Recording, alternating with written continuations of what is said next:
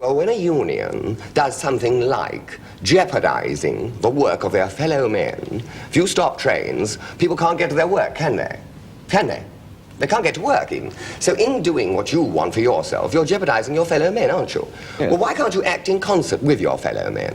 Why do you have to do something which endangers the livelihood of your fellow men?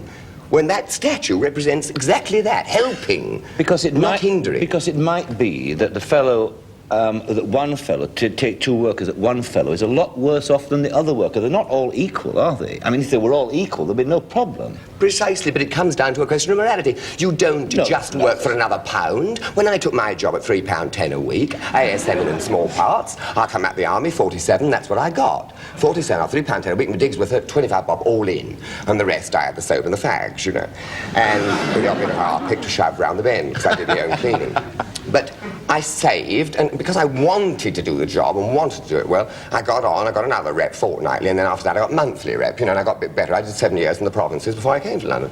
And I think if you're prepared to do that kind of thing, you're doing it. What are you doing it for? You're not saying I want another £1 all the time. You're saying I want to do the work better. Yes, but now, that was the kind of morality I was brought up with. But you don't do a job just for what you get. You do the job because you want to do it well. Oh, but Kenneth, can I say I think that's crap? I'm sorry. I really... I've never been so insulted. Kenneth?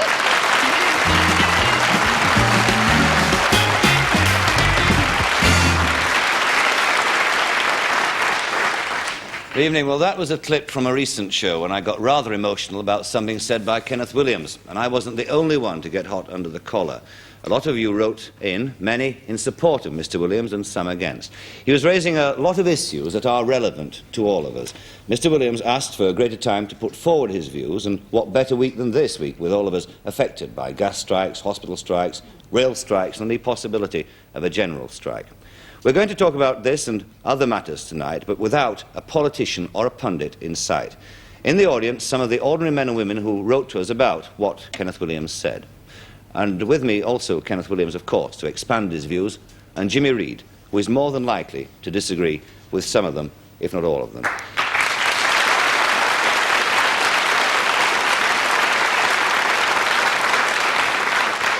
I think what I'd like to do, gentlemen, first of all, is to establish the sort of backgrounds that you come from, because I think one of the misconceptions people might have about you, Kenneth, is that you came from some kind of privileged background. Yes. Well, I don't think actually that many of the British public would think that, or not many of them, because it's been said in so many newspaper articles, and I've said it myself on television, that my father was a van boy on the LMS. I've said that again and again. He used to call the company the Hell of a Mess. That's why I always remembered it. Yeah. And my mother took in washing, and she always tells a marvellous story about her. She had to wheel her washing to a hotel in Piccadilly, and she said, I'll never forget the day she had to wheel it in a little trolley, all her laundry, and she said, I'll never forget the day the wheel come off, the axle broke, and it broke near Eros, and under Eros in them days was those women that sold them flowers, with their lovely hats on there, had huge hats. They sold these flowers under Eros, the statue. And she said, one of them said, don't worry, girl, and she pulled out of her enormous hat a great steel hat pin and stuck it through the axle for my mother. And the wheel, you know, did work again, and she was able to take her laundry on. And it all was stuck in my memory. That's why I remember actually what they did. I remember my father, because of his funny story about, the title of the company. Yes. I remember my things that my mother did from the funny story she told me about her work. Was it a large family, Kenneth? Was it what? A large family. My father and my mother and my sister and myself. Yes. It was, in fact, a very sort of what we call underprivileged background, wasn't it? They lived in one room off the Caledonian Road, yes. I suppose it would be called underprivileged, yes. Did you, by any standards it would be called that, did you feel yourself in any way underprivileged when you were a child? It's in the sense of seeing other people having better conditions than I had and feeling that I really should have them too. I suppose as a child, and that did occur once or twice with children at school who were better dressed than I was, I did feel occasionally twinges of envy about it, and I did say as much to my father on one occasion. And he did say something to me about, we're instructed, you know, by the Bible, not to covet our neighbour's goods, and told me it was wrong to think like that. And so I thought, oh yes, it is wrong to think like that, and proceeded to adjust my thinking. What my father told me during my lifetime was very, very important to me. He gave me a lot of maxims to live by, and he also told me never to bring, he said, don't ever make friends with anyone you can't bring to this home. which was, I thought, very good advice. I mean, I didn't think it was good at the time, but I do think it was very good now. And in fact, I obeyed it, too. But basically what you said there, of course, is interesting because of the background, the environment you came from, it gave you an ambition to get away from it. Oh, no, it didn't, no. In fact, I went back there to live long afterwards. I made many, many good friends there and still have got them there. And so, I mean, the only way it offends me still would be said to be aesthetically. Obviously, aesthetically, the buildings aren't as lovely in that part of the world as, say, they are in, the city of Westminster, some purlieus of Kensington or Marylebone. Aesthetically, yes, they could be said to be offensive, I suppose. But in terms of people that live there and the qualities of those people, they're as good as anywhere else in London. But you don't live there now? I don't live there now. I left, and I moved back there in 70, and now I've moved again. Fine. But that's nothing to do with the environment. That's No. to do with trying to create a soundproof place where I can learn lines. All right, fine. Jimmy, can I...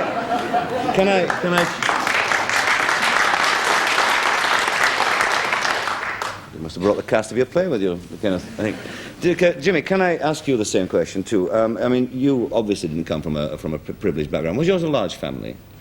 Well, it was to start with. We had 7 in the family. 5 sisters and a brother and myself. 3 of my sisters died in infancy.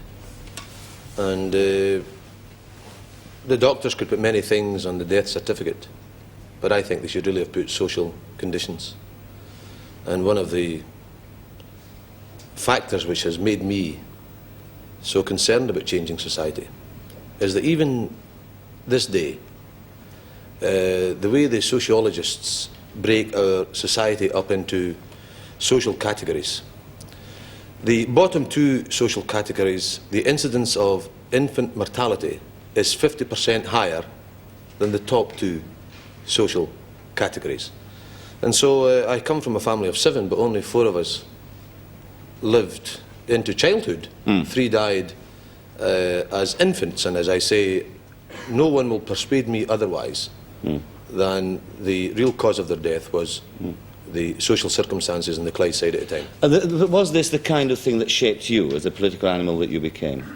Yes, there's no doubt about this, yes. To some extent, you know, some of the most vicious anti-working class elements are people who have made it from the working class. You go to South Africa and some of the worst jailers in apartheid's prisons are black men. I've always felt that we shouldn't want to emancipate the working class one by one, starting with yourself. That if you've got talents and abilities or capacities, it should be at the service of the people from which you come. So that's why, in fact, you've never left the area? That's why, in fact, there's been a deliberate decision on my part that I want to advance living standards-wise, along with the people that I revere and indeed love above all else, and that is the working people from which I come. Now, Kenneth, can I talk to you because before you were an actor, you did many jobs, didn't you? Yeah. What were they? I mean, what sort of work did you do? Well, first of all, I was an apprentice. I was an apprentice draftsman. Yes. Lithographic. Yes. And then, of course, that career was interrupted by the army. Yes. Which involved a personal choice which I really wasn't very happy about at all, because, I mean, I've been brought up in Christian faith, and I thought, well, the idea of holding guns and killing people is abhorrent to me, quite apart from the fact that I'm not really born for that kind of thing. I mean, I don't look good. I don't look good with guns, you know what I mean? Some people can hold them and all, you know, and look kind of tough. And it really isn't my forte. We have to accept this as part of one's limitations, don't we? As I reminded you last week. We have all got them, haven't we? We've all got them. And so I didn't really like that. Now, I went to my father again and said, I don't really want to join the army. And he said, look, this country's facing a tyrant. I mean, may not put in those words, but he said Hitler was an evil man, and that the situation had become such in Europe that the only thing to do was to fight.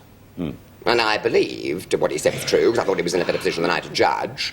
I was only 18. He was considerably wiser than I was, and he'd been through another war, which he'd thought was fought for good reasons too at that time. But he certainly thought this was even a better reason, and so I did join the army, and I spent 3 years of my life in the army, which of course was an awful thing for me to do. You must remember it entailed not only conscience, i.e. I didn't believe in killing, and I was being put into a machine that did exactly that, killing, but it also, which involved, infringement on my freedom, and it also involved a way of life which I'd never faced. I mean, I never undressed in public at all, and I did not like taking my clothes. No, you may think it's funny. It's not. I don't like taking my clothes off in front of a lot of people. I don't like it. And in barrack rooms, I had to. So I used to arrange the shirt, to cover the dick, and then they'd shout at you, because in barrack rooms it was about 70 men as well as myself. They'd say, "Go on, show us your willy. Go on, get it out. Go on, marry her," and accuse you of a lack of manhood because you didn't show it. So eventually, I got exhibitionistic and started going, almost in defiance. But can I pull you back to the main point of our discussion, which is not about your army experiences? I was going to ask you, did you in fact, at any time, did you ever join a union? No, I never consciously joined a union before I was in the theatre, no. I mean, I was made to join in the draftsman set up by the head draftsman who said, "You have to sign this, the Society of the Lithographic Artists and Engravers. You've got to sign that form because we all do it." And I was very young, and I was 14 when I was apprentice. I didn't really know what it was on about, and I certainly didn't read the small print. No. So I joined it because he said it was good for us all, and I did it. And I respected the head draftsman too. Another instance of recognising limitations, Michael. Yes. I recognised that he was a better man than I was at drawing maps, and so deserved a higher salary. So we established that, in fact, you didn't instinctively go to a union or want to join a union for help. Can I ask you one final question, Kenneth? When you were, at this time, you were still living at home, still in this area that you described, did you ever, at any time, have a sense of waste of the people around you, of the society you were in? Yes, always. That was always conscious. I'm always conscious of that, yes. I was always conscious of the fact that around them was many things. I mean, you remember Betjeman saying, when you walk about, look at things, use your eyes. You remember him saying that? It's much more profound an observation than I think many people did realise.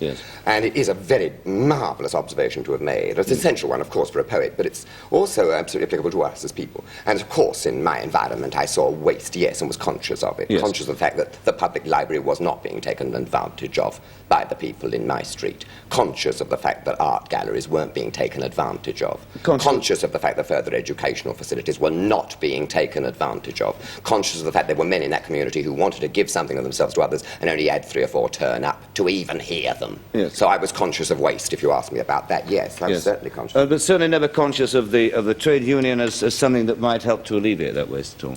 Never conscious of the trade union as something that might help to alleviate that waste. No, the local authorities provided plenty of opportunities to channel the frustrations of people, and they seem to me very little taken advantage of. Yes, well, we'll get onto that, I'm sure, about whose fault that is.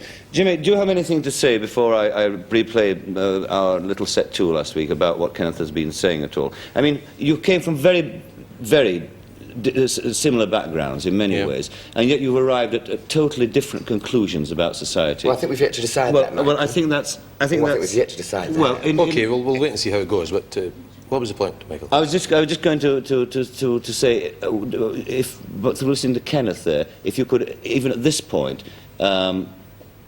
feel what the difference was. Yeah, well, you take this question of waste, and I'm not talking here about sewage disposal, but the waste of human potential, which I consider a tragedy. I do believe that in the society in which both you and I grew up to manhood, there was tremendous human waste. Because you see, coming from a working class background, you not only have an inherited economic disadvantage, but you have an inherited cultural and intellectual poverty. I'm not talking here genetically, but if there are 4 or 5 of you in the one room and they all talk about equal educational opportunities, and you contrast that with the son of a solicitor living in a well-off area, you have a bright lad living with 3 sisters, or whatever, there's hardly even room to read, apart from the fact there may not be books about. There hasn't been this example set by the parents of reading and studying. That apart, even doing homework or trying to find some spot where you can think things out for yourself, you're at a positive disadvantage as compared, let's say, to the upper middle-class youngster who's got a room of his own almost from birth. And one of the problems, I mean, I Michael, love music. I'm sure I will die not really having fully appreciated some of the wonders of music. Some of the blinkers have come off my eyes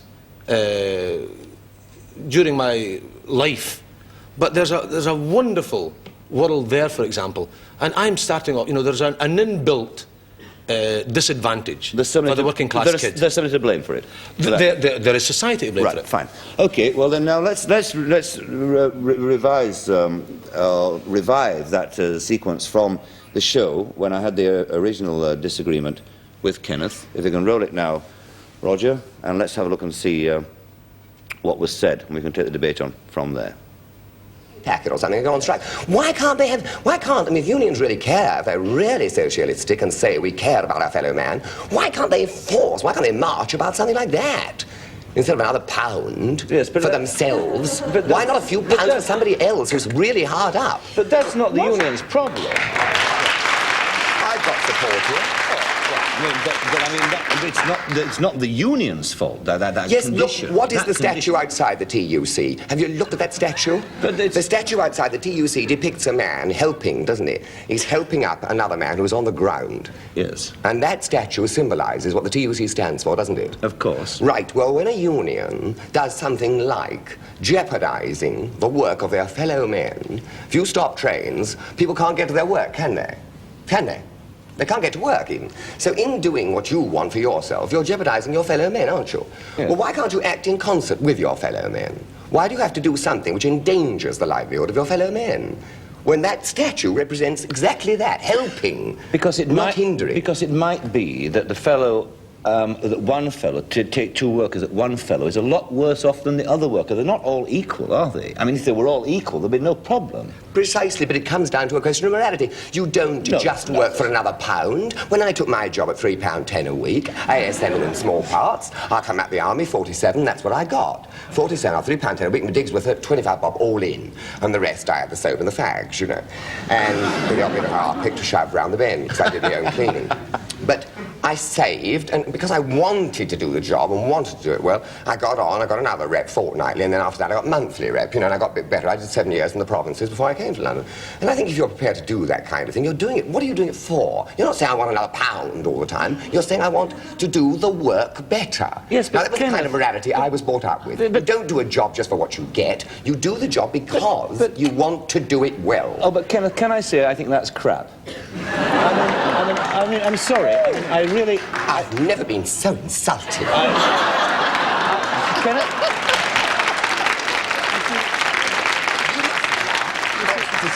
Don't take Whose side you on?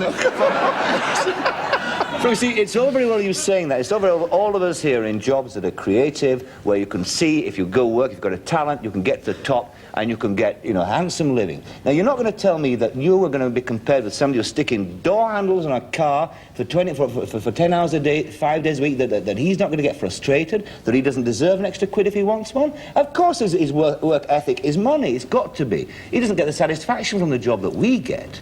I mean, that's true. Of course it's true. You've talked... Of course it's true. His inference is the man who's sticking the doorknobs on has got a job that's monotonous and dreary. Absolutely. What do you think doing something night after night? I've done this play now at the Globe. I mean, I've said it so many times I'm beginning to wonder what it means, you know. You keep on saying anything long enough and you begin to think you're daft, don't you? I mean, that's the trouble. I mean, everybody does seem to think that our work is glamorous. It's fabulous. They're fabulously glamorous. Not at all. It's a simple business of self-discipline and going on night after night and doing it as well as you can. Right, and if I have to stick doorknobs on, and I've done it, I've stuck doorknobs on, I've painted my own walls when I haven't got the money to employ a decorator. I'll do it because I like doing it and I want to do it well. But the other difference is, Kenneth, that the guy who goes on strike is not earning your salary. He's not earning 400 or 500 quid a week. What about the period I didn't have any success? And I spent, 7 years in the provinces, bumming around. That wasn't very successful. No, of course not. But there was always because you backed your talent, because your talent went in an area where talent pays off in the end, then you had a horizon. You could see ahead. Well, what are you asking for? A world where every single job leads leads to some marvellous end. Yes. Well, all jobs Yes. can't be like that. Well, precisely. And that's the problem. But nevertheless... I mean, so therefore you must allow people their frustrations. No, they must accept their limitations, surely. We don't have pensions. Come on. They must be allowed to. That's a Superman argument. It isn't. Voltaire said every man must dig in his own bit of garden. There wasn't much wrong with Voltaire's philosophy, was there? No. Right, well, that's a revision of what was said last week. Kenneth, you said that you wanted some time to expand on that. It seemed to me that you raised 2 points there, 2 basic ones. One was your attitude toward the unions, and the other one was this thing about individual opportunity. Yes. I'd like you to talk, first of all, perhaps just elaborate a wee bit, not too long, on what you think about the unions, what you're saying there. Well, what I meant about a strike which involves destruction, misery, and suffering to human beings was that I felt it was antisocial. And the observation I was making was an ironic one, i.e. an organization which calls itself socialistic, i.e. a trade union, and I've always thought of trade unions as socialistic, carries out an act by depriving people of the means of getting to and from their work, which is in actual fact anti-social. I was commenting on that and contrasting it with the spirit of that statue outside the TUC, and I don't think they had that statue put there for nothing. I was saying the spirit of that is very contrary to the spirit evinced in causing hardship and suffering to your fellow men in these strikes, you see. So I was observing a fact which I thought was an ironic truth. Now, I could also observe an ironic truth when I say that I don't believe in laws that repress individuals. On the other hand, I would agree that a law like the one which says you shall forcibly make your children go to a school, and if you don't, there will be an inspector call and make you send them to school, I would have to admit that that law is a good one. Do you see what I mean? But it's an irony also that the law involved here, that of a parent not being able to choose to educate his child himself, you see, is an infringement of his liberty. That is an infringement of his liberty, Yes. you know that, don't you? So I'm agreeing there that the law is, in actual fact, doing something which, in curtailing his liberty, is doing something basically wrong in my philosophy, but I'm prepared to accede to it because I think that it will, in the long run, result in lasting good. But you were saying about the unions, that basically what you said there was that you don't think that people should strike if they're going to disrupt in any way their fellow human beings. Not if they cause misery and suffering to human beings, no, because that seems to be antisocial. Now, I did also say, no, wait a minute, I did also say in that same clip, didn't I, that the union should act in concert, i.e. I am not denying their right to strike. I'm not denying that. I'm not denying that at all. But I'm saying they can act in concert. Do you see? Do you mean they can all strike together, then nobody gets affected? Precisely. I see. Jimmy, Yeah. can I just have a brief comment on what Kenneth said from you before I talk to you? Well, first of all, honestly, it's so wrong, in my estimation, because it puts the blame for workers, let's say, that are forced into circumstances where they have to take strike action. It puts the blame of any inconvenience on the public on their shoulders and not on the shoulders of those that are denying them what they consider to be legitimate grievances or rights or demands. Let me give you an example. We've got a strike in this country just now of ancillary hospital workers. The first time this century. For decades, they've been told you can't go on strike, your vocational interest and purpose is such that you can't go on strike. Okay then, where was the mechanism in this society which stated to hospital workers, you are providing a wonderful service to your fellow human beings and we will reward you accordingly? They didn't. They left them with miserable wages so that they had no alternative but to take some form of strike action whilst trying to safeguard the interests of the patient. So, why isn't your anger directed towards the government and the establishment that has kept such sections of the community at a wage level well below the contribution they make to society? You see, what I'm saying, in other words, Kenneth, that if the railwomen go on strike and it causes me inconvenience, I don't blame the railwomen. I say to Dick Marsh, what's wrong? Some of these fellas are getting 14 or 15 quid a week. You're all right with £24,000 a week. Some of the porters, don't kid yourself. £24,000 a year. Dick Marsh is telling them you can't have an extra couple of quid. It's not in the national interest. Well, he's walking home with £24,000 a year. I mean, per annum. Well, let me... He's not walking home with it, come on. Well, he may not be walking home with it, but he needs there's a hell of a he needs difference. security court to take his wages home anyway, I'll tell you that much. Jimmy, you can also... You could make a point, and I think you would accept this, that the difference in wages between one union and another is often the fault of that union. The union that doesn't get the wage, the comparable wage. Let me, I mean, can I explain my position there? I mean, it's a fact, isn't it? Within the trade union movement, yeah. where you're all brothers, there are vast differences. Yes. So you can make an argument that it's the union's fault. No. Well, I think you can. Well, just let me make a point on this, if you don't mind me saying so. I've listened to statements by Anthony Barber, and let's face it, even by right-wing Labour politicians, who've stated that the responsibility for lower-paid workers is the fact that there are higher-paid workers. Now, OK, so I'm a higher-paid worker, right? So we're going to negotiate a possible wage increase with my employer. And I know that we can get £5 a week out of him. So I say, look, we'll negotiate, we get £5 a week out of him. And I say, wait a minute, stop there, we don't want the £5 a week. There's 2,000 of us, that's £10,000 a week. Will you please take that £10,000 up the road there to this other firm where the workers are being lower paid? I say, I mean, after I pick the manager off the floor, mind you, and revive him, he'll say, they're a bigger company than we are. And in point of fact, if you forgo wages as a higher wage earner or worker, it doesn't go into the pockets of the lower paid, it goes into the pockets of your employer. I mean, there is no mechanism, there's no device in this society whereby that the wages that the higher paid workers forgo is translated into money terms into the wages of the lower paid workers. And I'll give you by definition. A lower paid worker is a worker that works in an industry that's A, either badly organised, or B, is relatively well organised but has no militancy over the years. What you get as a worker depends on your organisation in trade unions and by your militancy. That's how this society rewards workers, not apportioning some moral evaluation as to the contribution that you're making. But is the function of the union simply to get money? Is it simply to mug a government? No.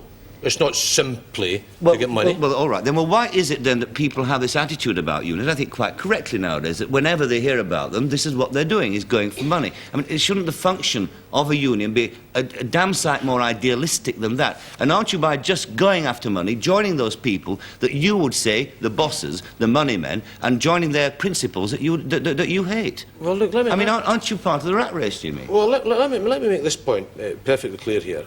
There's tremendously wrong, and I think deliberately misleading economic arguments going about that prices are chasing wages. I mean, we could show the reverse. I can show the reverse in statistics here tonight. No, OK, we're not going to do that. OK, no statistics, right, all right. Sick of statistics. And I am conscious of the fact that workers are anxious to maintain and advance their living standards within this society. I would like a society where there wasn't employee-employer relations. I would like an end to industrial strife. Now, if you want an end to industrial strife, give us a classless society where there are no employers and employees. And that'll remove it. There'll be no conflict then. Then we'll look at the gross national product and apportion it and evaluate each person's contribution to society and reward them accordingly. Then I'll believe in an incomes policy, but not under this setup. Well, let me make another point to you. They've been invited, the trade union movement, I think invite is the word, to have a one-day national strike, right? Yeah. What on earth good is that going to do, Jimmy, to anybody? Well, let me make this point. See, we talk about powerful people in this society. And, if you read William Hickey in one of our prominent newspapers, you would think that the powerful people are the captains of industry, stockbrokers, bankers, and other people you see at horse shows, etc., Royal Ascot. All the important people, eh? Well, I'm prepared to volunteer the services of the Clyde workers. We'll build boats, luxury yachts, and we'll fill them full of food and all the rest of it, and we'll send these powerful, important people in British society touring the seas of the world for 6 or 9 months. And you know something? We wouldn't notice their absence unless some society columnist drew our attention to it, because they don't really matter. But let the workers, let the dockers go and simultaneously decide they're having a holiday. And Britain's in the brink of a national disaster, because it's the dockers, it's the engineers, it's the railwomen, it's the workers that are the really powerful people in this society. And I think if the TUC call a general strike one day, at least it will be a demonstration to the workers of who's the real power in this land, because we produce the wealth. Wealth isn't produced in any boardroom, it's produced on the factory floor, and it will demonstrate that fact to the workers in the first instance and give them a renewed confidence in their power and in their ability to shape developments and their own destinies. And I think that's the importance of this TUC decision. Well, let's go to the audience now. Let's widen this debate to some of those people who wrote in. I want somebody who is opposed to what Mr. Reid has just said. Would that be you there, madam? You are, sorry? Mrs. King. Mrs. King? Yes. And what are you, Mrs. King? Are you I'm a retired teacher. Yes? And Jimmy Weir says that he... Jimmy Reid, love. I beg his pardon. It's all right. Jimmy Reid says that he would like a classless society, and yet these trade union leaders set themselves up on their stool and they absolutely browbeat their members, it seems to me, in order to keep them where they should be, which is at the bottom to their top. And why is it that a person who joins a union must necessarily be expected to be a mere sycophant to the union leaders? And why, when the man at the hospital the other day went in and saw the conditions that were in his hospital and he could no longer find them acceptable because he had seen them, why was it that the union leaders came back to him and said, no, he was wrong, he must still not do his job? Surely to goodness that is a class society, with the union leaders at the top absolutely dictating to their members at the bottom. I think that's a very good point, Jimmy.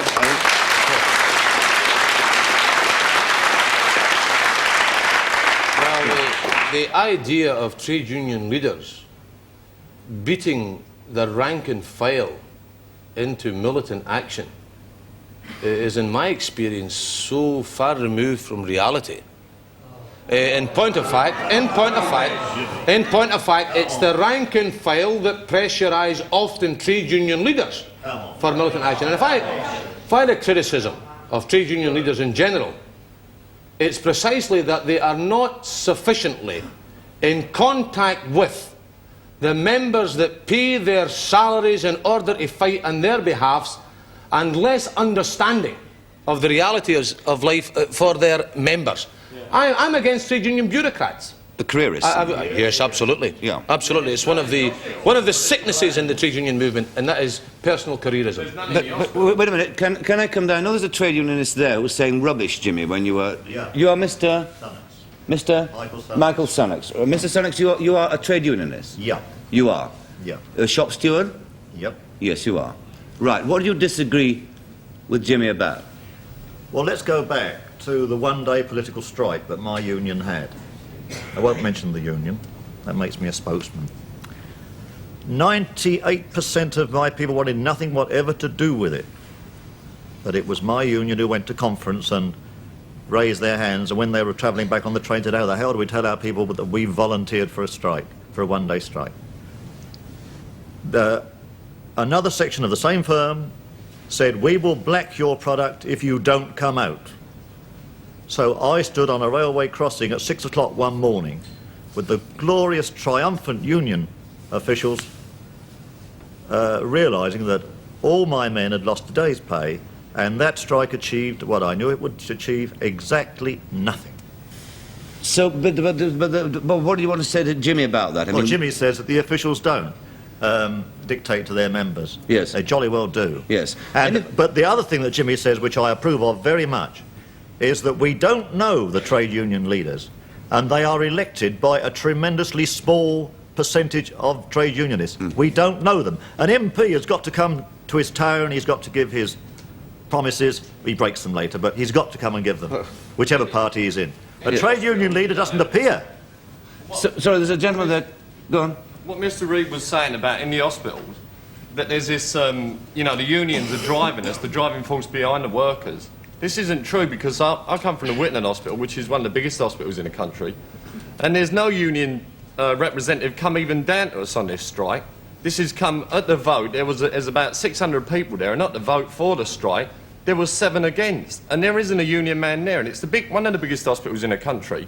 If they can only afford one steward for the whole of the hospital, surely it must be the workers who are behind for the pay increases, and it's not the steward pushing them because there's no militant stewards there. There's none there of any type. Just one. No, listen, this is, I don't want you to develop this into a sort of union bashing programme or a pro-union programme or whatever. There was something else, let's widen it out a little bit further, I'm sure the unions will still come into it. Something that Kenneth said also in that little argument that we had, Kenneth, which is about the opportunities available in Britain today. You seem to be taking the point of view, and I know we had a lot of reaction on this, that no matter where you were in society, that if you had it, you'd get there, and that there were people who got that gift and they got it, that's fine. The others, well, let them stick handles on cars. Yes. Well, I think that what we've all got to agree about is that there must be some general premise from which we start, and obviously start an agreement. Otherwise, there's no point. We just sit here exchanging dogmatism, and we get nowhere. So let's all agree on something fundamental, like, say, man's inalienable right to choice. I think James would agree with that, wouldn't you? Yes. Every man should, in any decent, healthy society, have the ability to choose for himself what he wants to do, what he wants to make his ends. He should have the ability to choose what he should make his ends. Now, when that same man tells me that wicked means justify those ends, I'm afraid I'm against him. I am not ever, on any occasion, going to say that wicked means justify good ends. If you tell me that in killing several people we're going to achieve what's going to be very good afterwards, I'm going to say to you it's not worth it, because human life is sacred, and I'm not interested in this end process which is going to arrive at some other date. In this sense, you see, Christianity and communism are at one. They all offer us paradises somewhere else. You know, after the 5-year plan is going to be lovely, after something's going to be lovely. I want to know now. And in the society I was brought up in, now was available. I could go to the public library and read about English literature for free. I could go to the National Gallery and see everything from a Van Dyck to any of the Impressionists for nothing. I could go and read books. I could go and see lovely pictures. I've always been very interested in both. I could hear lovely music for free, lunchtime concerts organised by SEMA and all those sorts of organisations. They're still available to people too. And so if we're talking about the quality of life, and certainly I think it's the quality of life that makes an individual interesting, then I think our society, as we know it today, gives us the opportunity to indulge ourselves in enjoying those qualities. Fine. But I think it must also ensure that a man does have the right to choose. Fine. Now, if that man wants to choose as his ends, say, Christianity, I think he's every right to pursue them. And I think we must, in our society, acknowledge his right to pursue those ends. If, in pursuing them, he gets in the way of an awful lot of people and causes bloodshed and suffering, then I don't think his means to that end can be justified. But society does enough. That's what you're saying. Society Our society is a very good one. Just compare it with some in the world. Well, then, well, all right. There are some people in this audience who would disagree with you, actually, on that. And I know one is Mrs. Diana Pierce, who wrote you a letter. Where's Diana Pierce? There you are, Diana. Now, you took Kenneth up on this very point, didn't you? Could you tell me you're a mother? I've got 3 sons. Yes. And, well, my eldest son is 8 years of age. He has shown to have a potential in mathematics. Our greatest dream for him is to go to a school not far from where we live, which is a wonderful school and would help him fulfil his potential. The uniform for this school alone would be in the region of £60-odd. We couldn't afford that. Just the uniform alone, and let alone exchange holidays to help further in the course of his education. And even if we could manage to afford this money somehow, I have 2 other sons also to bring up, and the 3 no. I mean, how can we choose one of them? And what are you saying basically then? What's the basic disagreement you would have with Kenneth? You say we've got choice. My 3 sons, yes, they have choice. They can decide, as on our level, my husband is a factory worker. Their choice at the moment is whether to go into factory work, as the father does, or to start this fight in ordinary schools, and if they're very, very lucky, they possibly can make it. No matter what their potential is, it's luck in all these cases. Yeah. Well, could I put a point here? Could I put a point here? And then Jimmy. The Mrs. Reid, is it? Mrs. Pierce. Mrs. Pierce. Sorry. Mrs. Pierce, I don't think so. Would you agree that the freedom for you to talk the way you're talking now is perfectly valid in itself? Of course. It is a valid freedom. Yes. Thank you. And would you also agree that by your voicing the complaint you have now voiced, there is a probability that your complaint will be heard by somebody who will react to it? Do you think that is a possibility? I dearly hope so. But Mrs. Pierce, you are able to do it, aren't you? Yes. And so there is a validity in that freedom, isn't there? Yes, there is. Thank you. Kenneth, can I make a point here about freedom of choice? Freedom of choice. I mean, all of us are free tomorrow to put our names down on a list to buy a Rolls Royce. That's a freedom that applies to all of us. Only some of us can exercise that freedom of choice. 99% of us can't. When we come to London, at least when I come to London, I'm free to stay at the Savoy. But it's a freedom that's an abstract freedom so far as I'm concerned, because it's not really a choice that's available to me and to the great majority of the British people. Wait a minute. Does it render it invalid? Listen, yes indeed it does. So you're saying because I'll tell you this much, we've got freedom of the press in this country. But in order, I've got the same freedom as Sir Max Aitken. The only thing is, he's a multimillionaire, right, that has a newspaper, right? So he can exercise that freedom of the press that's there and dictate editorials that are in line with his ideological thinking. For me and for all of these people, it's an abstract freedom. And I think we should, when we talk about freedom, we should get from abstractions to reality. Let me put this point. You go and knock on an old age pensioner's door, and they come there and you say, "How are you getting on, old man?" He says, "Terrible." And incidentally, let's face it, there was an old woman in Liverpool was found in her house, choked to death because she was eating cardboard. And in the same paper we had some other fellow, Norbury Enterprises, spent £500,000 on an aeroplane. £500,000 with 3 bedrooms in his aeroplane. You go to the old age pension and you say, "Well, look, Pop, okay then, you're having a hard time of it. You've only got a few quid. Yes, I can't even get tobacco. You're not eating too well. No, I hardly see meat." You say, "Don't worry, you're free." The old fella probably say, "I am free to starve." Now I tell you, let's take Shelley's Mask of Anarchy, where he talks about what is freedom. Freedom also is to have the freedom to bring up your children in such a way as to realise their full potential, to be free from the fear of poverty, to be free from the fear of war. These are freedoms which I find establishment politicians never talk about. And the woman's quite right. The freedom of choice that you're talking about in a whole vast area is non-existent for the great majority of working class people in this country. Therefore it's an abstraction. Well, let's David Hart, I think. Where's David Hart? Because he wrote on... Yes. David, there you are. I think, is that something that you basically agree with, what Jimmy just said? I'm very impressed with what Jimmy's saying, yes. I didn't actually write in, and I was invited. Now I say that because that changes the category I'm in. Yes. And I'm interested, for example, in this situation, where when we were warming up beforehand, you said to us, in fact somebody else, the producer said it earlier too, we've got no pundits here, we've got no experts, we've got you who are ordinary people. Now, that category of ordinary people seems to me a cultural category which is, again, perpetuating an idea that somehow we're here, but we're not really to be taken seriously, that we're not expected really to be responsible for what we're doing, but I'm not sure what it is. There's a kind of fashionable thing now about listening to ordinary people. Politicians talk about the man in the street, the mass of the people, and I don't think of myself like that, but there are enormous pressures, you know, not to feel serious, not to feel as if you matter. Yes? Yes.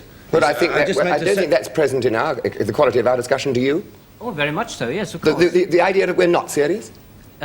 We are being serious. No, that we are here as ordinary people who are not quite expected it's not to be... meant. Oh, no. It's not meant in any... I'm sorry if you felt insulted by that. No, it's a general category that one finds oneself in. No, yes, through the media. I actually am agreeing with you about that, and it's very interesting you should raise that point, because lots of people have said again and again in this country, "Oh, why doesn't he stick to his job? You know, make people laugh. What right has he got to discuss this and that and the other? And especially about subjects he knows nothing about." All that kind of thing goes on. Well, on that ground, you might as well say that when you appoint a man, a minister of, say, of agriculture and fisheries, and this goes on, be it a socialist administration or a conservative one, he may well never have done any agriculture or fishing in his life, but he does take the department over, and very often, you know, in England, has run it very efficiently. There have been examples of it with plenty of ministers who've done that, and you could call it laissez-faire, but it still works, and it works very well. I see. Can I bring Rhodes Boyson in here, who is the headmaster of a comprehensive school in London? Rhodes, you want to say something about what Jimmy was saying? Yes, and also about the question of freedom of choice of the lady we talked to before. Singapore Yes. with 3 children, because it's a real problem to her. I don't think, well, I would say for a beginning on this that we are probably as open society as we will ever achieve. We will improve, but we could go back. I don't think you'll ever get a 100% effective educational system, no more than you'll get a 100% effective engine.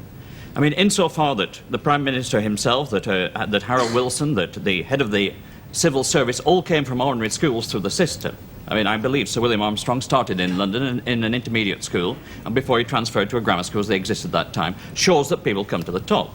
And I was brought up in Lancashire, and many of the people who grew up with me are university professors and lecturers, etc., etc. And we did boast, and a Labour minister boasted 6 or 7 years ago in Europe, that we had a higher percentage of university intake from the working class than any other country in the Western world. And Jimmy Reid and I may fall out about this, but I would say even probably east of the Iron Curtain from what figures of 6 or 7 articles that I've come across from the percentage going up there.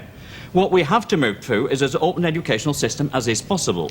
Now, on this particular problem here, people who have enough money have choice to buy outside the system to an extent. So the people inside, in many cases, have no choice because they've paid their right rates and taxes, and there is not enough left after that to have the effective choice. What we have to do, and this boils down to Kenneth Williams' freedom as well, and I'm a great believer in this freedom and the self-motivation of this, is to organise a system whereby by a parent power or choice of school, or the giving of a voucher for choice of school, that parents can pressurise the system the way that they want it. I mean, you're moving at the present time from this country from a bipartite system where something like 25% passed the 11 plus, and it was 10% inefficient and 90% efficient. And then we get into a system of comprehensive schools, which are really neighbourhood schools on the American pattern now, on ghettos. The difference is just the same, except can you afford to buy a house now in the good catchment area of that comprehensive school that's sending people up to university, not the other?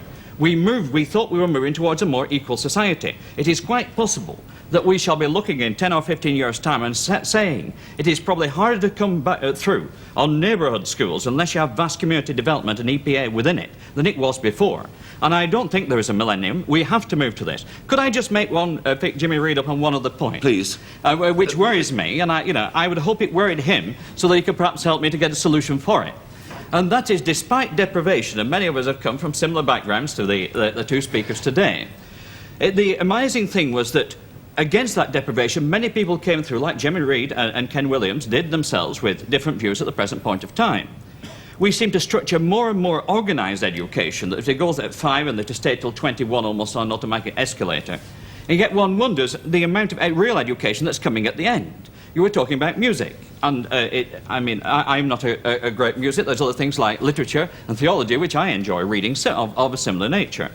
But in the 19th century, in my native Lancashire, of which I write, in the 1880s, there was one period before Christmas, the Sunday before Christmas, when out of a town of 13,000, 7,000 sung the Messiah in the churches. Now, I'm not saying they should all sing religious music, but they sang it. There was at that time 7 cooperative movements in that town, etc., friendly societies. Now, after structuring education to the extent we've got, it's opposed to increasing opportunity, and it has, as an open society. We have a situation now where there's no choirs in Haslingden. I don't live there now. I'm in London, obviously, at Highbury. There are no brass bands in Haslingden. There are no cooperative societies. It's like Marks and Spencer's. It's part of cooperative retail. And, I think when we're moving forward to the future, we have to move very carefully. Realising that we're probably as open society as we are likely to get. And unless we are careful in what we are doing, we may blow the whole thing up and go back again. Jimmy? Well, it's a very good first of all, I think here I must take the gentleman up on a point. I think that statistics show that the percentage of working class kids going into university has increased as a part of the overall university population. And indeed it's revealing to try and show the advances made socially by the underprivileged of the working class, that the statistics bear out that the percentage over 30 or 40 years has by and large remained unchanged. There are more working class kids going to university, but as the same percentage of a greater total. Now, I'm not making that point on its own, because I'm a believer in comprehensive education. But I do not believe that the theory of comprehensive education will work without accompanying social policies. And I accept this fact that if you have a neighbourhood school in an underprivileged working class ghetto in Glasgow or London, they fail to attract teachers for a go-off and many other things. And therefore we can't try and think of education as something that can be divorced by other social developments. And if you want my general opinion on education, I think it's too structuralised in a certain sense. I would rather see the essence of comprehensive education as something that believes fundamentally that each human being has got some potential to be developed, and that therefore the whole object of education should be to develop whatever latent talents each person has to the full, in order that they can contribute it to society for the satisfaction of everyone. What if they ain't got any? Well, I'll tell you this much. That's the most cynical observation in the human condition. I see. Well, how do you account for the fact that some people are born with brain damage? Well, that, if you don't mind me saying so, is an argument for special remedial measures to try and ensure that that person born with brain damage is able to maximise his contribution to society and his fellow human beings. And I will not accept any genetical argument based on the unfortunates who happen to be born with brain damage. There are many people born that haven't got... accept genetic differences following the failure of Ledenko on grain? Listen, I'm prepared to accept that there are genetical differences, but I want to suggest something you said. Are you going to tell me that they're the main determining factor in how a person reaches a certain status? Obvious potential, yes. Not of what he achieves. You have to have the open society to bring that potential out. I want to ask you a question. If you had been born, say you're 50 years old, 50, I don't know, how old 47. you are. 47? Yeah. I'm sorry. I'm sorry. You know. I'm glad it's not your wife, incidentally. She'd have crucified me. Okay, you're 47. If 47 years ago you'd been born into a primitive tribe in Borneo, would your genetic superiority have established you in a status of society where you're a headmaster of a comprehensive school or a senior secondary school in London? Of course not. I might have been I might have been a tribal chief there. That's right. Social circumstances have a large, they have a large factor. I don't say that takes my point. I mean, if there's genetic potential, and it's our job in society to bring it all out, but I still think there will be differences, that some people can run yes, people better. Exactly, there always will be differences. And the brain is a physical function. See, we accept that. Can I just finish? Why don't we want the differences anyway? Let's all have the differences. It's what makes life wonderful, that people are different. If we're all going to be the same, it's weird. Mrs. Pearce has a brain damaged child. Yes, okay. Mrs. Pearce, you can say something very personal on this, can't you? Yes, my 4-year-old son Nicholas has got brain damage. Yes. He's at a special school and he is being educated to the best of the National Health's ability. And we have been told by psychologists that one day Nicholas will pass the boundaries of normality, whatever they are. There are clinics throughout this world that specialise in this, and my dream, of course, is to take Nick to one of these, just to let him have a chance. Again, comes into our money system. Right. After our basic finances have been paid out, we've got £5 a week left to pay for holidays, clothes, Christmas, birthdays, education. So where does Nick come in? We simply cannot take him. I mean, we can't realise his potential. I mean, we must cross our fingers and wait and hope. You know, I mean, it's wrong. That can't be right, Kenneth. Which? Of course it can. What's just been said there? No, but I was taking Jimmy up on the point that every human being has equal potential. They haven't. Not every human being. Not every human being has. And then he said... Well, I'm sorry, back to the main point. I mean, there's a situation where... Pardon? I didn't say they had equal potential. I say every human being has got potential. And let's develop that potential to the maximum. I mean, it's absurd to say that everyone has equal potential. We know that's not true. You've not got the brain of Einstein.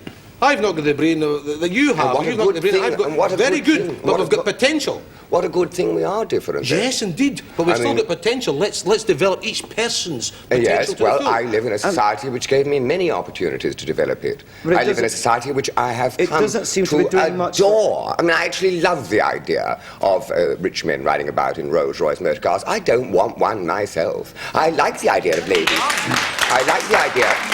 I actually like the idea of ladies drifting about in mink, but I don't want mink. I don't even want a mink jockstrap. I really don't. But I think the idea of someone that does want it is very nice. And same way, I think the idea of a Solzhenitsyn writing his books is very nice. I think a government that represses him is wrong and evil. But wait a minute. Evil. But never mind about mink jockstraps and stuff like that. I mean, what about Mrs. Pierce's kid? I mean, that's terribly important. And any society that doesn't help her to the fullest is wrong. Certainly. Absolutely wrong. Well, then, let me hear you argue. Let me hear you justify that situation. Well, I'm saying that we've all got in our society the chance of choice. I am not saying we've got a perfect society. I'm not saying that for a minute. I don't think one exists in the world. And I think when you find this utopia, there'll be very little left to aspire for. Mrs. Pierce, can I have you again? I want Nicholas to reach for the stars, and possibly this never will be. Perhaps he'll only be a little boy who picks daisies, but I want him to be the very best daisy picker that there ever was. Can I make a point here? You see, this is really getting to the nub of the problem, or the issue. You see, listen, Kenneth, what's life all about? I mean, if you die and somebody says, this fellow had a house in Monte Carlo, 22 rooms, he had a house in London, the Nash Terraces, he had a shooting estate in Scotland, and he had coloured televisions in every damned room that he owned, including a toilet. And goodbye, Joe Bloggs, you've been a success. In my opinion, he's been an abysmal failure. But if somebody dies and they say on his death that he's advanced and improved the human condition, even if it's a little bit, that life's been more significant than all the mansions and all the wealth and all the success in the rat race that anyone might achieve. Yes, well, and I say to Mrs. Pierce, it shouldn't be a question of going to the States for treatment for her son.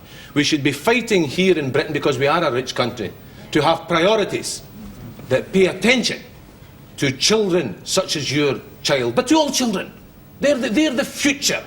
In my opinion, that a person's attitude towards children is a giveaway to their humanity. And if they've got a negative, let the big fish eat the wee fish mentality, let us all grovel and backstab and claw our way to the top, then in my opinion they might be a success by normal evaluations and normal standards, but by any human standards of decency, they're abysmal human failures. And I think that's the point. Can I put a point to you, though? Now, and this goes back to something I was saying to you earlier when I was trying to get out of you what the purpose of unions were. I don't think it takes a stretch of the imagination, Jimmy, to take Mrs. Pierce's case. To say that her husband's a member of a union, why isn't that union doing something about her child? Wait a minute. Okay, so you clap. No, it's a fair point. I think. No, it's not really, honestly, Michael. I'll tell you why it's not a fair point. Tell you why it's not a fair point. Because unions shouldn't be charitable organisations. They should be fighting for a living standard for the people of this country that doesn't require charity.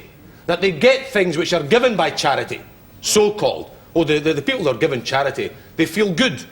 In my opinion, the society that we should be striving for is one in which charity is unnecessary in the sense that it's thought of today, because it should be human rights. It should be the right of each human being. And unions can't undertake that responsibility. First of all, you're taking on the responsibility of society.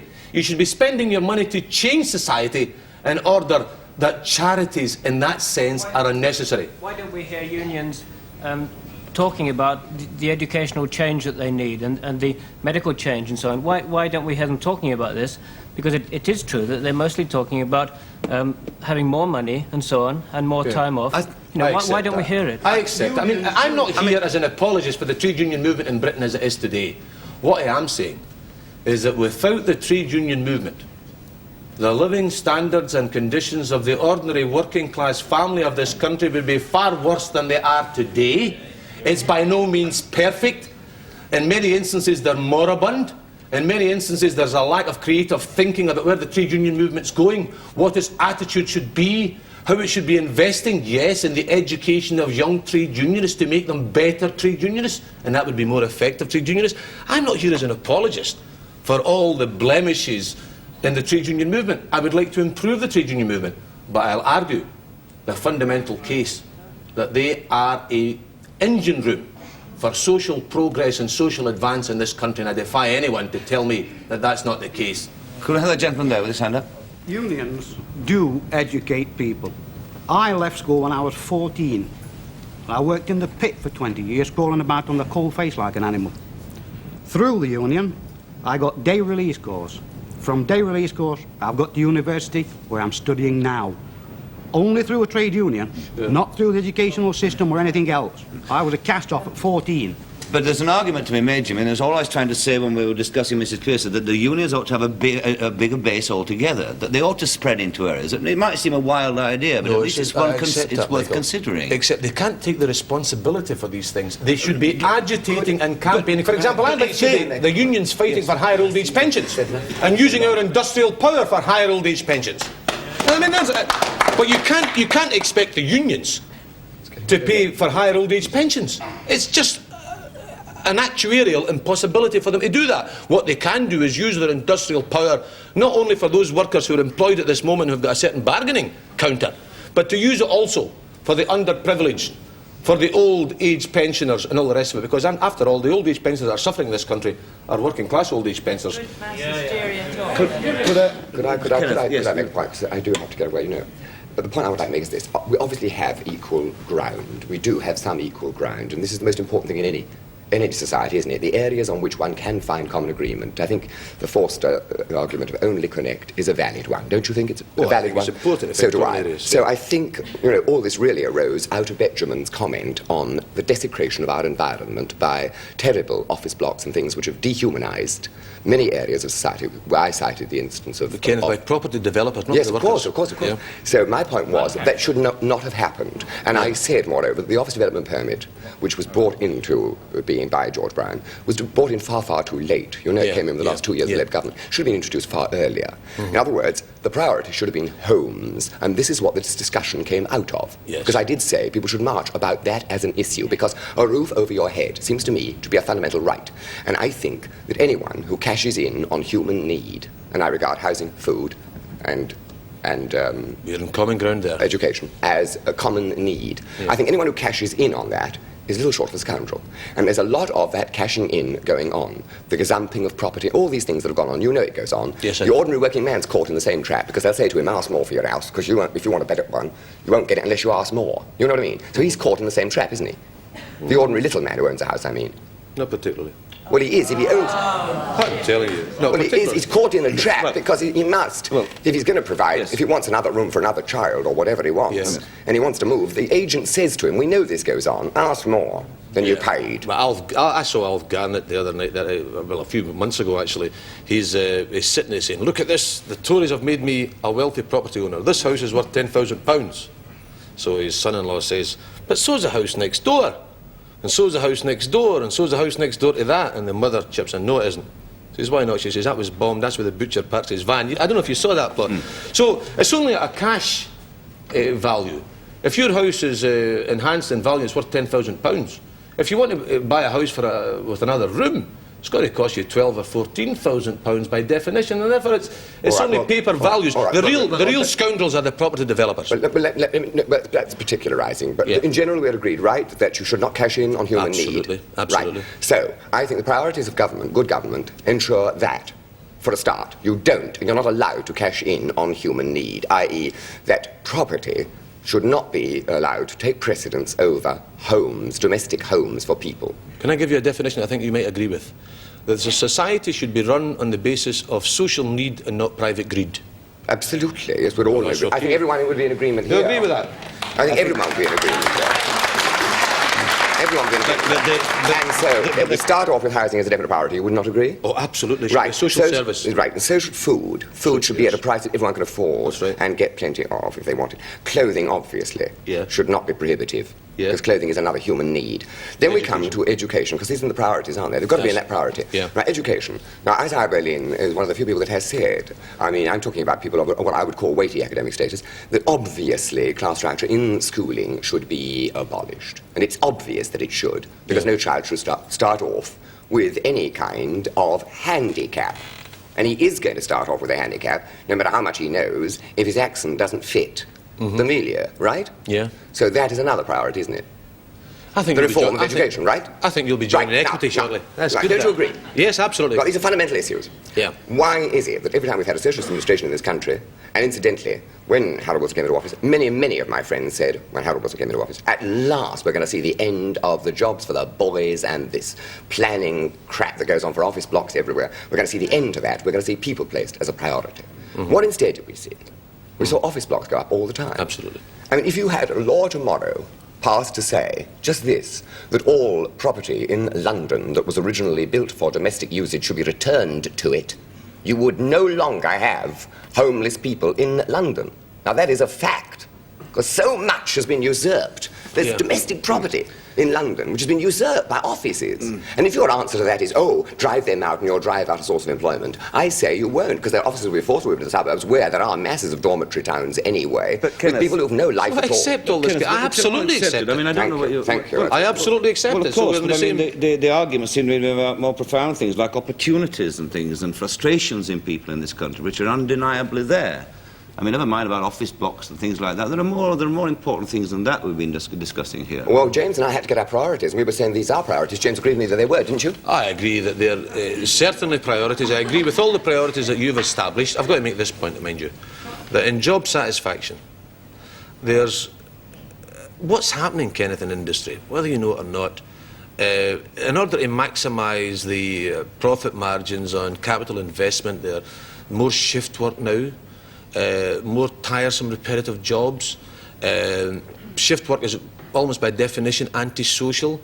There's more injuries occurring in industry now. This is part of the scene which a lot of sociologists deliberately, in my opinion, ignore.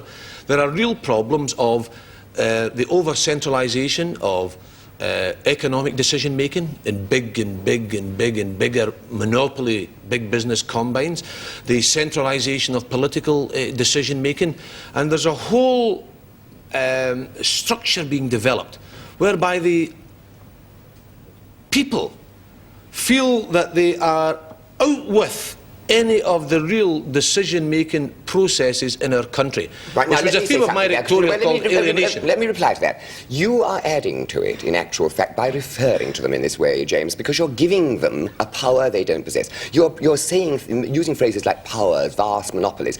They are controlled by some bugger. Let's get at him. Right, Don't make them out to be monolithic and fabulous that you can't reach them. You can reach them. And the trade union movement, in terms of the TUC, could keep round the table the government, the legislators, and stick there night in, night out, if necessary, if they cared enough, and force a compromise, because compromise there must always be. They'll talk till the cows come home. What does that mean in detail? I mean, you talk about putting a knife in, but what does it mean? Putting a what? What does it mean? How's all this going to happen? I mean, what do you want the TUC to do? We've listed our priorities. Yeah, I know, but you're not going to get it from talking, No. I must say. Can I just put a final point? You listed your priorities, Mr. Williams, but do you know why these trade union and government talks just failed quite recently? Go on. Because the priority of pensions was not on the agenda, and the government refused to talk to the trade union leaders on the questions of pensions. And that is one of the criteria why those discussions failed. What would happen if they refused to finish the discussion and just sat there and said, you'll have to remove us bodily. We're going to sit here until we do get an answer, do get a compromise, because all of living is a compromise. All of living is a compromise. A man and his wife will tell you their living together happily is some sort of compromise. It has to be. For her to retain her individuality and for him to retain his. Yeah. No. All of life is a compromise. You know, on the basis of that, there are 8 million people living together today are old age pensioners who have to compromise with our society to try to live on the bare minimum pensions that this government allows it. And a point that you made earlier in your programme, the other programme, about the trade unions only demanding wages. Safety is one of our demands. Pensions, and my own union, the Transport and General Workers Union, have led in this, the pensions campaign. We've had 2 national stoppages inviting our members to support us. We've had 2 rallies in London where our cab section actually ferried pensioners from the stations, from the bus depots, to the House of Commons to lobby so that they could put over their demands. Voluntary trade union members. But all agreements eventually are made around a table, aren't they? No agreements are made with paving stones. Look, I mean, we've got to open men's eyes and not tear them out. I mean, surely you agree about that. Sadly, we're at the end. There's never enough time. Jimmy, go on. Well, look, I want to make the point here. If Vic Feathers sat in a room with Ted Heath and just was content to talk to him, in many instances, compromise is an outcome. Sometimes there are principles involved or something else that's got to be fought for beyond compromise, if there's a fundamental principle. But if you sit round the table, as you're talking, in a protracted way, as if that's going to move this government, I think Feathers will come out of the discussions at some stage or other with political hemorrhoids. You will need to involve the industrial power of the working class to shift and change a government that's not prepared to budge otherwise. Heath says to the unions, no surrender. I think the unions should say to Heath, no surrender on our members' interests, and we'll fight. If you want a confrontation, we'll have a confrontation. But you've made the confrontation, not us. It's got to come to that, Kenneth, I'm afraid. The strike will still do no one any good. Well, take that away and we've got nothing. Well, I do think one of the good things that comes out of it all is that we do live in a society where we can say these things, and the probability is, and all education does begin somewhere, with listening to somebody and imbibing something of their ideas. I think you quoted Shelley, wasn't it, earlier on? And he also said, we are a product of everything we've ever loved. And indeed, that is true. Something brushes off on all of us. And I do like Life, Common or Garden or What You Will, and I do get a thrill from it still. And that'll teach me never to be rude to you again, won't it? No, I don't mind you being rude, because I know it wasn't born of malignance. No, I don't mind that. Right, well, that's it, sadly. Thank you, Jimmy Reid. Thank you. Thank you, Kenneth Williams, and the audience too. Thank you very much indeed. Until next week, goodbye.